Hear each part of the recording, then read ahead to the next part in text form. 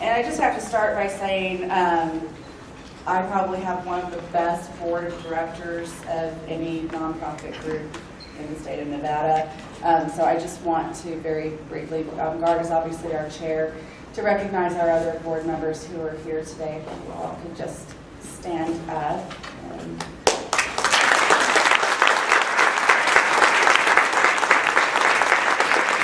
Nice having a Supreme Court Justice on our board.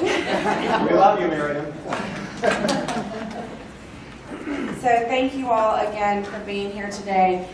First, I wanted to make sure that everyone got a copy of the report card.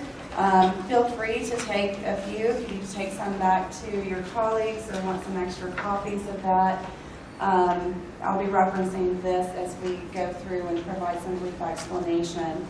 So as Gard mentioned, since 2000, the Children's Advocacy Alliance has painted the picture of Nevada children by gathering and publicizing information on child well-being indicators through the Nevada Children's Report Card. The purpose of the report card is to provide a general understanding of how we, as a state, are taking care of our children. The Children's Advocacy Alliance uses the data gathered in the report card to assist in educating policymakers and the general public about efforts needed in our state to support and improve services for children and families. Compared to previous versions, the 2014 Nevada Children's Report Card has been updated and revised to better reflect the issues facing the children in our state. 15 new data points have been included in the report card, and the indicators have been updated to better reflect this new information. So I wanted to point out it's for that reason that we're not going to do a lot of comparisons with the data in this report card and the grades in this report card with some of the previous ones, but we will be doing that moving ahead.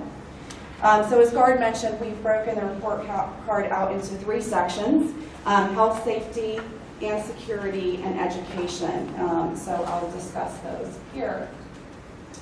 But first, Nevada's overall grade is a D.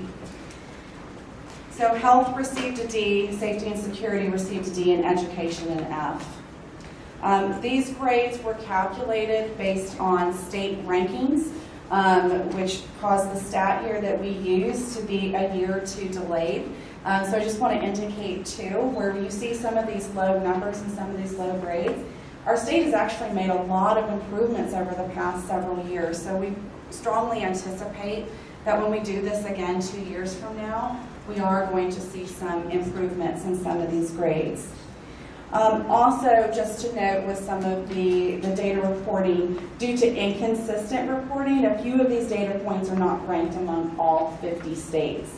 Those instances are noted in the report card data sources, which will be available online for you. For a few of the indicators, we've included either a plus or a minus next to the grade. This is to show the overall trend. So maybe we got a D last year and we got another D this year, but our overall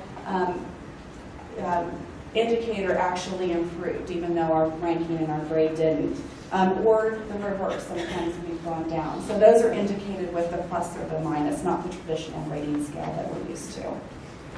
And also, if a grade didn't have a trend value next to it, it either means it's one of our new indicators that we didn't have the comparison to with the last time, or it means that we didn't see a significant change in that moving forward. So here's just an overview of the health indicators, and in your report card it goes into a lot more detail with how those are made up. But just wanted to give you a snapshot here. So access to health care is a new indicator this year, and that's a combination of health insurance, which was an indicator in the previous report card on its own. It also includes having a medical home and patient-to-provider ratios. Prenatal and infant health is a combination of 3 previous indicators, which includes prenatal care, infant and child mortality, as well as low birth rate. Childhood obesity indicator now includes physical activity as well as healthy eating habits. Dental health is also a brand new indicator this year, which looks into preventative care and children's teeth being described as being poor to fair condition. Mental health, again, is another brand new indicator, which includes suicide rates, which was a previous indicator on its own, as well as mental health treatment. And then the last one, sexual health, is a new indicator. This includes teen birth rates, which was a previous indicator under our teen section.